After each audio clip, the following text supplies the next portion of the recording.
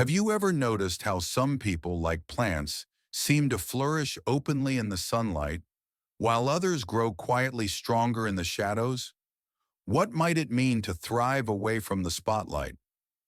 Carl Jung in the Red Book suggested that many of us rely just as much, if not more, on the shadows than on the light. Why do you think this hidden side is so essential to our humanity? Within each of us lies a part we often choose to hide. Our most basic instincts, such as the hunger for power or the unending pursuit of pleasure. Have you ever wondered what darker, more forceful aspects might be lurking beneath the surface? Yet how often do we deny these impulses, hoping that by ignoring them, they will simply disappear? But what if instead, these rejected parts only slip deeper into our unconscious mind, forming what Jung called the shadow? What might happen if we refuse to ignore this shadow? What could we discover about ourselves by facing it directly? In this video, we'll delve into how facing our shadow can lead to its healthy integration into our personality. This process not only brings renewed vitality to our personal lives, but also plays a role in mending a fractured world. Carl Jung emphasized that genuine growth is only possible when we are willing to confront the darkest areas within ourselves. For a shadow to be present, there must be something blocking the light. Psychologically, this barrier is our persona. The term persona comes from Latin, meaning mask, the mask we wear to navigate social life. In Jungian theory, the persona is the outward identity we show to others, a set of qualities we want people to associate with us. Jung described the persona as a mask created to leave a particular impression on others while concealing the true self underneath. This persona develops early in life, shaped by what our family, friends, and society accept or reject. The qualities that gain approval become part of this social mask, while those that don't are pushed out of sight, often so deeply that even we lose awareness of them. Over time, we become so attached to this mask that we forget or deny the less favorable parts of ourselves. However, these hidden parts do not disappear. They gather in the unconscious and form the shadow. The shadow represents the concealed side of our personality, composed of all those mental and emotional aspects that clash with the conscious identity we have chosen, the persona. These suppressed elements create a divided self, an independent part of us holding impulses opposite to those we consciously express. Jung discusses this interplay in Memories, Dreams, Reflections, explaining how these repressed parts continue to influence our lives beyond our conscious awareness. Rather than staying dormant, the contents of the shadow act on their own, quietly shaping our thoughts and behaviors. One of the most frequent ways the shadow makes itself known is through projection.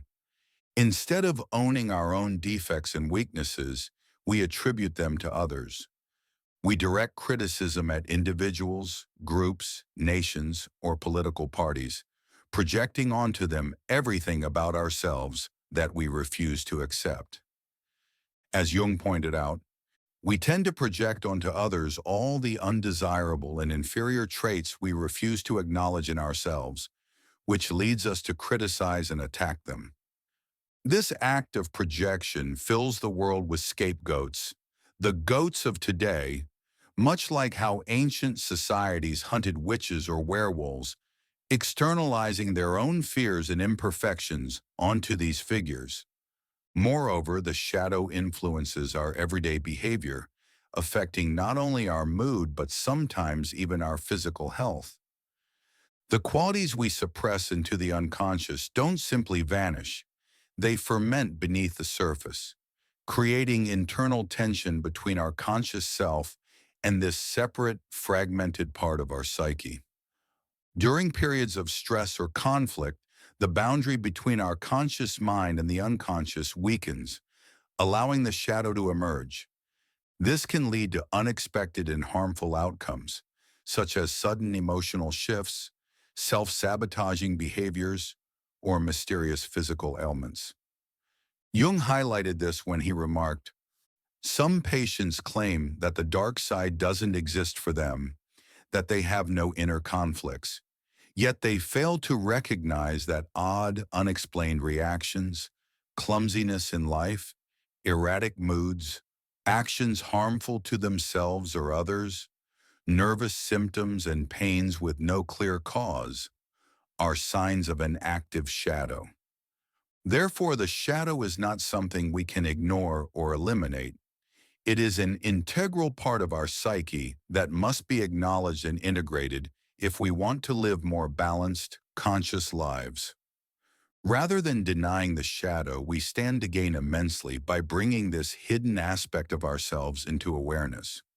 The first step in facing the shadow is recognizing its presence and accepting that the image we present to the world and the identity we believe we hold does not capture the full depth and complexity of who we truly are. This acceptance opens the door to sincere, critical self-reflection, unveiling parts of ourselves we have long avoided. As Jung writes in Memories, Dreams, Reflections, good and evil inevitably arise within us whenever we strive to live without illusions or self-deception. However, not all parts of the shadow are easy to detect, since some have been deeply buried in the unconscious. To bring these hidden facets to light, several techniques can be helpful. One useful method is to observe strong emotional reactions we have toward others. Often, the qualities that irritate us in people may be reflections of traits we harbor ourselves. Another way to explore the shadow is by noticing it in those closest to us. This is often easier than confronting it directly within ourselves. While part of the shadow is unique to each individual, many aspects are shaped by social and cultural influences. This means we often share some shadow traits with the people around us. The characteristics we reject in ourselves were likely rejected by our family or community as well. By examining the shadow in others, we can gain valuable insights about our own hidden parts. Jung concluded that although consciousness is the most personal part of a person, the shadow tends to be far less individualized. Man is distinguished from others more by his virtues than by his faults, Jung states in Fundamental Questions of Psychotherapy. This implies that much of what we consider our shadow is actually shared among members of the same society. One of the primary advantages of facing the shadow is the contrast it creates, which allows our positive traits to become more distinct. As Jung notes in Civilization in Transition, when we confront the shadow, we begin to acknowledge both sides of our nature, our flaws as well as our strengths. This realization helps us see that we are not as bad as we might have believed. To reveal someone's shadow is in essence to uncover their own light. By confronting our shadow, we lessen the negative effects that our faults and weaknesses might have on our lives. When we become conscious of feelings such as anger, selfishness, greed, or aggression, we gain the capacity to manage them, or at least reduce the damage they can cause. As Carl Jung explained, the psychiatrist understands that certain dangerous unconscious forces can be neutralized or kept in check once they are brought into consciousness. This allows the patient to assimilate and integrate these forces into their personality. By becoming aware of these inner forces, we start to collaborate with them instead of being controlled by them. The shadow also houses powerful instinctual drives linked to aggression, power, and sexuality, energies that are incredibly potent. When we acknowledge these impulses and redirect their energy toward higher, more constructive goals, a process known as sublimation, we can transform that raw energy into a source of strength. These drives can inspire us to confront challenges, take necessary risks to live fully, and even fuel our creative endeavors. Jung sums this up by saying, "Only in the depths can we find the fiery source of life." However, the shadow is not solely a repository of primitive instincts and shortcomings. It also contains valuable qualities we have suppressed, often due to poor upbringing or the pressures of a dysfunctional society. For example, many people hide their intelligence, creativity, or resolve out of fear of defying authority or standing out in a hostile environment. Jung pointed out that the shadow isn't made up only of negative traits, but also includes positive elements, healthy instincts, appropriate responses, and creative impulses. He described it as, "The shadow is not merely a regrettable weakness, but also a vital instinctual energy and a foundation for higher consciousness." By exploring and integrating these repressed qualities, we open the path to a more genuine and balanced existence. Recognizing the positive side of our shadow is only the beginning. We must actively incorporate these traits into our personality and allow them to express themselves in a healthy way in everyday life.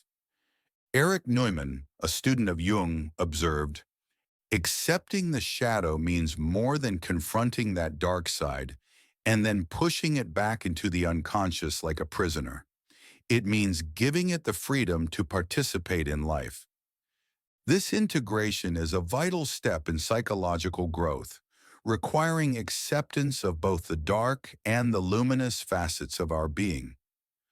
By reconnecting with the positive aspects of the shadow and diminishing its harmful influences, we begin to develop a more complete character.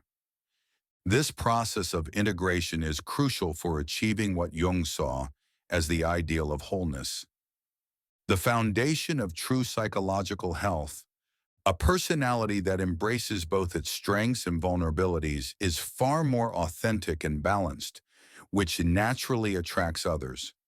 On the other hand, people who cling too tightly to their persona, striving to appear flawless, often provoke mistrust.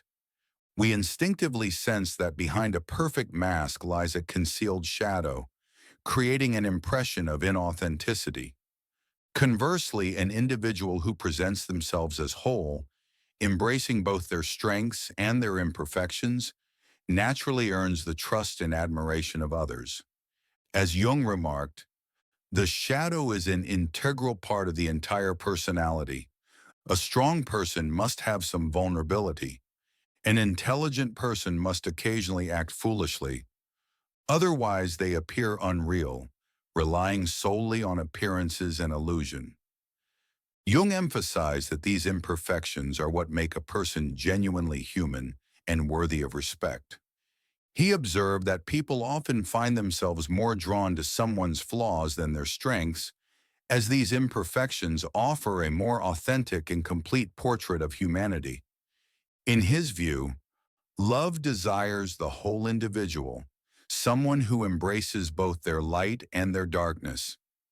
Facing our shadow also influences how we relate to the world around us. Through this inner work, we reclaim the projections we cast onto others and break free from the endless cycle of blame that saturates society, where politicians, social groups, or ethnicities are faulted for the world's problems. Jung explained that having the bravery to retract these projections leads us to become truly self-aware individuals who recognize the depths of their own shadow. This self-awareness can be the crucial first step toward healing a world growing ever more fractured and polarized.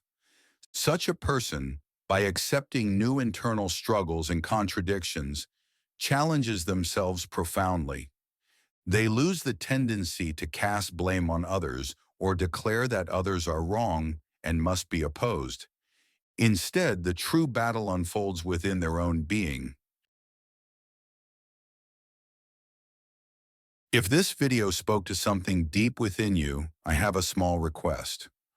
Would you consider hitting the like button, leaving a comment, or subscribing to the channel? That little like might seem insignificant, but it genuinely helps others find content like this.